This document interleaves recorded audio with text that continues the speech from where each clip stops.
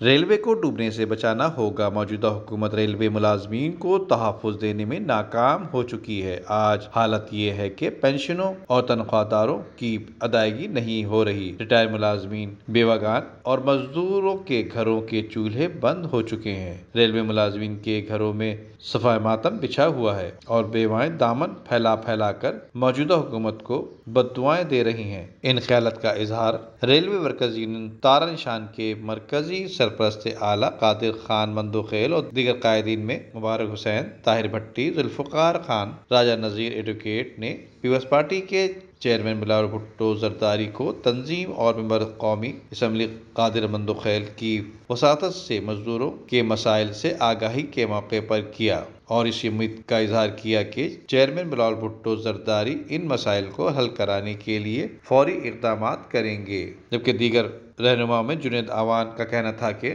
ایک سازش کے تحت ریلوے کو ڈبویا جا رہا ہے، جبکہ ریلوے مزدور اور مزدور تنظیموں نے لانگ مارچ کی غیر مشروط حمایت کی ہے۔ پیپلز پارٹی اور بلاول بھٹو زرداری مزدوروں کے لیے امید کی کرن ہے۔ ریلوے کا مزدور، پنشنر اور ریلوے تباہی کے دہانے پر آ چکا ہے۔ IMF کی پالیسیوں نے ریلوے کو تباہ کر دیا ہے۔ ٹرینوں کو اونے پونے داموں بیچا جا رہا ہے۔ اس کی ایک کڑی یہ بھی ہے کہ ریلوے کو ایک سازش کے ذریعے ناکام ادارہ بنایا جا رہا ہے تاکہ مزدوروں کو ناکام ثابت کیا جائے۔ ریلوے ورکرز یونین تارا نشان نے ہر دور میں ظلم کے خلاف حق کی آواز بلند کی ہے۔ ندیم صدیقی، میٹرو 7 پاکستان۔